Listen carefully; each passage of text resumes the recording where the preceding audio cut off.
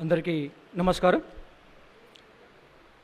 Doctor Nandi Siddha Reddy గారు, పిల్లలమరి రాములు గారు, doctor Kasim గారు, అలాగే వేదిక మీద ఉన్న పెద్దలు, ఆహుతులైన కవులు, భాషాభిమానులందరికీ స్వాగతం.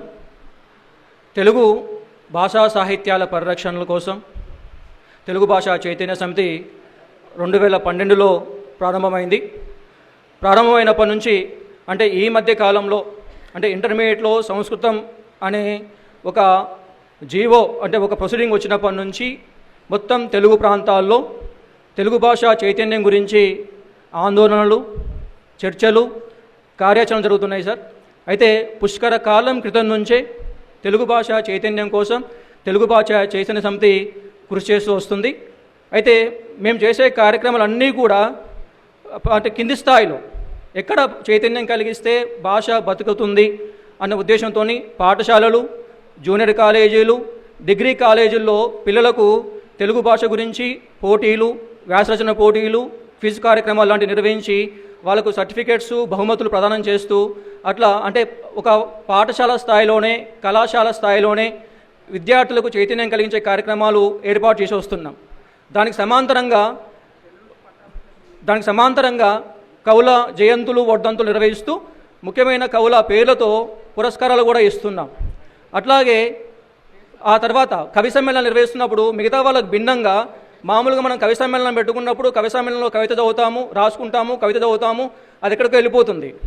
మేము చేసిన కవితా సంకలనాలన్నీ కూడా ముందే కవితను ఆహ్వానించి పుస్తకాలు ప్రచురించి కవి సమ్మేళనం ఏర్పాటు చేసుకొని అందరిని ఆహ్వానించుకున్నప్పుడు వాళ్ళ కవిత చదివిన తర్వాత వాళ్ళని సన్మానించుకొని వాళ్ళ చేతిలో ఒక పుస్తకం పెట్టి మేము పంపించేవాళ్ళం. ఆ సంప్రదాయాన్ని మేము కొనసాగించినాం. అట్లాగే డిగ్రీ కాలేజీ మనము 6వ డిగ్రీ కాలేజీ వాళ్ళతో కలిసి ఒక 30 గంటల యాడ్ ఆన్ కోర్స్ అని ఒక కోర్సు పెట్టాను సార్. అంటే తెలుగు చదువుకుంటే భవిత ఉంటుంది అన్న ఉద్దేశంతో 30 గంటల కార్యక్రమాన్ని నిర్వహించుకున్నాం. అంటే తెలుగు చదువుకుంటే ప్రభుత్వ ఉద్యోగాలు ఏమున్నాయి, తెలుగు స్క్రిప్ట్ రచన, తెలుగు స్క్రీన్ ప్లే రచన, Telugu editing, anchoring, voice over, dubbing ఇట్లాంటి అంటే కేవలం బోధన ప్రభుత్వ రంగంలోనే కాకుండా సామాజిక రంగాల్లో ఇంకా తెలుగు మీద మనకు పట్టు ఉంటే ఏ రంగాల్లో మనం రాణించగలుగుతామో అంటే ఆయా రంగాల్లో నిష్ణాతులైన వాళ్ళతోనే కార్యక్రమం ఏర్పాటు చేశాం. తర్వాత అన్ని డిగ్రీ కళాశాలల్లో కూడా దాన్ని ప్రారంభించాలనుకున్నాం. కొద్ది కారణాల వల్ల ఆగింది. తర్వాత దాన్ని కూడా కొనసాగిస్తాం. అట్లాగే కరోనా కాలంలో ఆన్లైన్ అంతర్జాల కార్యక్రమాలు ఏర్పాటు చేసాం. సుమారు 300 పైచీలు కార్యక్రమాలు నిర్వహించినాం. అన్నింటినీ రికార్డ్ చేసుకున్నాం. కావ్యగానం అని ఒక విశిష్టమైన విశేషమైన కార్యక్రమాన్ని నిర్వహించుకున్నాం. అందులో సిద్ధారెడ్డి గారు సార్ కూడా అందులో పాల్గొన్నారు. అంటే ఆ కవులు రాసిన కావ్యాన్ని అందులో కవితలు చదువుతూ ఆ కవితల నేపథ్యాన్ని వివరిస్తారు. స్వయంగా కవి ఆ కవిత రాసిన నేపథ్యాన్ని వివరించడం అనేది మనకేముందంటే విమర్శకుడు కూడా ఒక కవిని 100% అంచనా వేయలేరు. కానీ అక్కడ స్వయంగా కవే తాను రాసిన కవిత్వాన్ని విశ్లేషిస్తూ ప్రసంగం చేస్తారు. కాబట్టి కావ్యగానం అనేది కొత్తగా రాసే వాళ్ళకి, పరిశోధకులకి అది భిన్నంగా ఉంటుంది. దాన్ని మళ్ళీ మనం రికార్డ్ చేసినాం. అది అందరికి అందుబాటులో, యూట్యూబ్లో అందరికి అందుబాటులో ఉంటుంది, ఎల్లకాలం ఉంటుంది. దాంతోపాటు మళ్ళీ ఏం చేసినామంటే ఒక పీడిఎఫ్, ఎవరైతే పుస్తకాలు అందుబాటులో ఉంటాయో ఆ పీడిఎఫ్ అంటే వాళ్ళు చదివిన కావ్యం ఒక పీడిఎఫ్ కాపీని కూడా అందుబాటులో ఉంచినాం. ఆసక్తి ఉన్న వాళ్ళు కావ్యం వింటారు, పుస్తకాలు చదువుకుంటారు, ఆ తర్వాత పరిశోధన కోసం వాటి కోసం కూడా ఉపయోగించుకుంటారు. అట్లాగే బాల వ్యాకరణం చాలా ఆల్రెడీ మోహన్ రెడ్డి గారు సార్ వచ్చారు, ఆయన బాల వ్యాకరణం పాఠాలు మొత్తం చెప్పించాం. ఇట్లా అంటే భాషకు చైతన్యం కలిగించడం, అట్లాగే విద్యార్థులకు అవసరమైనవి, కవులకు అవసరమైనవి నిర్వహించినాం. బాల సాహిత్యం గురించి కార్యక్రమాలు నిర్వహించినాం. కొత్త పుస్తకాల ఖర్చే కార్యక్రమాలు నిర్వహించినాం.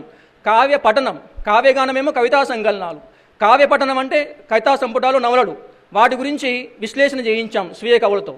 ఇవన్నీ చేయించాం. అట్లాగే ఈ 12 సంవత్సరాల కాలంలో ఏం చేసినా కూడా వినూత్నంగా అంటే మనం కావ్యగానం లాంటి కార్యక్రమాలు చేసినా కూడా ఒక వ్యూహాత్మకంగా ఏదో గాలివాడంగా చేసుకుంటూ పోలేదు. ఆదిలాబాద్లో ఉన్న కవిని తీసుకున్నాం, హైదరాబాద్లో ఉన్న కవిని తీసుకున్నాం. అట్లాగే ఒక ఫెమిలియర్ బాగా అంటే ప్రాముఖ్యత పొందిన పెద్ద కవిని తీసుకున్నాం, అప్పుడప్పుడు ఎదిగొస్తున్న కవిని తీసుకున్నాం. అట్లా అందరికీ సమాంతరంగా అవకాశాలు కలిగించి చాలా వ్యూహాత్మకంగా మనం పనిచేసినాం సార్. అట్లా చేసుకుంటూ ఇక్కడ దాకా ఈ ప్రయాణం కొనసాగింది. ఈ కార్యక్రమాలన్నీ కూడా ఇక ముందు ఇలాగే కొనసాగుతాయి అని తెలియజేస్తూ మేము ఆ ప్రచురణలు కూడా సుమారు 15 కార్యక్రమాలు మనం 15 పుస్తకాలు ప్రచురించుకున్నాం. అంటే ఏది చేసినా కూడా తర్వాత తరాలకి ఎట్లా ఉపయోగపడుతుంది అనేదే మనం అనుకున్నాం. ఇటీవల అంటే ప్రస్తుతం దాశరథి మహాకవి దాశరథి శతజయంతి సందర్భంగా దాశరథి సాహిత్య సమాలోచన పేరుతో ప్రతి శనివారం కార్యక్రమాలు నిర్వహిస్తున్నామండి. ఇది ఈ పరంపర మీ అందరి ఆశీస్సులతోని పెద్దల ఆశీర్వాదాలతోని ఈ కార్యక్రమం ఇలాగ కొనసాగిస్తాం. అలాగే ఈ సదస్సు యొక్క అంటే మా తరపు నుంచి మా సంస్థ ఏమనుకుంటుంది అనేది ఒక 4 అంశాలు మీకు ప్రతిపాదిస్తున్నామండి. ప్రాథమిక పాఠశాలల్లో తెలుగు ఉపాధ్యాయులను నియమించాలి. డిగ్రీ వరకు తెలుగును తప్పనిసరి సబ్జెక్టు చేస్తూ ప్రథమ భాషగా బోధించాలి. రాష్ట్రంలోని సిబిఎస్ఈ, ఐసిఎస్ఈ వంటి బోర్డుల్లో తప్పనిసరి తెలుగు అనేది ఉంది, అది అమలయ్యేలాగా చూడాలి. రాష్ట్రంలోని అన్ని మేనేజ్మెంట్లలో ప్రైవేటు కాలేజీల్లో తెలుగు సబ్జెక్టు ఉండదు, తెలుగు లెక్చరర్స్ ఉండరు. కాబట్టి రాష్ట్రంలోని అన్ని మేనేజ్మెంట్లలోని కళాశాలల్లో తెలుగు లెక్చరర్ ఉండాలి, ఒక తెలుగు సెక్షన్ ఉండేలాగా ప్రభుత్వం చర్యలు తీసుకోవాలి. అన్ని ప్రైవేట్ మేనేజ్మెంట్స్, ప్రైవేట్ కళాశాలలు తెలుగుకు తగిన ప్రాధాన్యం ఇవ్వాలి. అట్లాగే పీజీ స్థాయిలో అంటే యూనివర్సిటీ స్థాయిలో ఉపాధి ఆధారిత బోధన జరగాలి.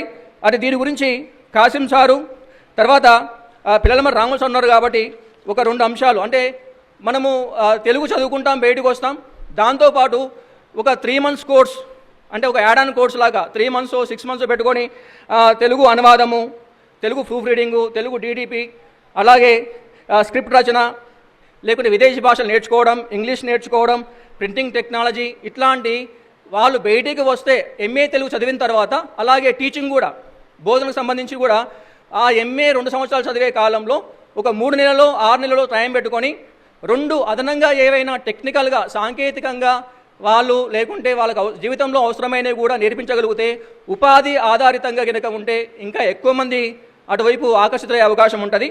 అట్లాగే పబ్లిక్ సర్వీస్ కమిషన్ నిర్వహించే అన్ని పరీక్షల్లో తెలుగు ప్రాధాన్యం ఇవ్వాలి. గ్రూప్ 1 పరీక్షలో ఇంగ్లీష్ క్వాలిఫైయింగ్ సబ్జెక్ట్ ఉంది, అట్లాగే తెలుగు కూడా, ఎందుకంటే అందరూ ఇంగ్లీష్ మీడియం రాస్తారు కాబట్టి తెలుగు కూడా వాళ్ళకి అవసరం కాబట్టి గ్రూప్ 1 ఎగ్జామ్లో ఇంగ్లీష్ లాగానే తెలుగు కూడా ఒక క్వాలిఫైయింగ్ సబ్జెక్ట్ లాగా ఉండాలి. జనరల్ స్టడీస్లో అంటే టీఎస్పీఎస్సీ నిర్వహించే అన్ని జనరల్ స్టడీస్ పేపర్లో కనీసం ఒక 20% తెలుగుకు సంబంధించిన ప్రశ్నలు కేటాయించాలి. తెలుగు మీడియంలో పరీక్షలు రాసే విద్యార్థులకు గ్రేస్ మార్కుల్ని కేటాయించాలి. అట్లాగే ఎంబీబీఎస్, బీటెక్ లాంటి ఇతర కోర్సులు చదివే వాళ్ళకు కూడా వాళ్ళకు కొంతమందికి భాషాభిమానం ఉంటుంది కాబట్టి ఒక సర్టిఫికేట్ కోర్స్ లాగానో అంటే డ్యూరింగ్ వాళ్ళ కోర్స్ చేస్తున్నప్పుడే 3 నెలలు 6 నెలలు టైం పెట్టి ఒక సర్టిఫికేట్ కోర్స్ లాంటిది కూడా పెట్టుకుంటే బాగుంటుంది. ఎందుకంటే ఐఐటి హైదరాబాద్ ఒక అమ్మాయి ఒక డిక్షనరీ, తెలుగు పదాలతో ఒక డిక్షనరీ తయారు చేసింది, ఏదో సమాచారం ఉంది. అది అంటే ఐఐటి హైదరాబాద్ చదివే వాళ్ళకి తెలుగు అవసరం లేదు, కానీ తెలుగు మీద అభిమానం ఉండడం వల్ల వాళ్ళు ఆ పని చేయగలిగారు. అట్లా బీటెక్ అంటే ఇతర కోర్సుల్లో ఉండే వాళ్ళకు కూడా తెలుగు భాషాభిమానం పెంపొందించేలాగా ఏదైనా సర్టిఫికేట్స్ కోర్సు లాంటివి కేటాయిస్తే బాగుంటుందని మా సంస్థ తరపు నుంచి ఈ ప్రతిపాదన చేస్తున్నాం. అందరికీ ధన్యవాదాలు.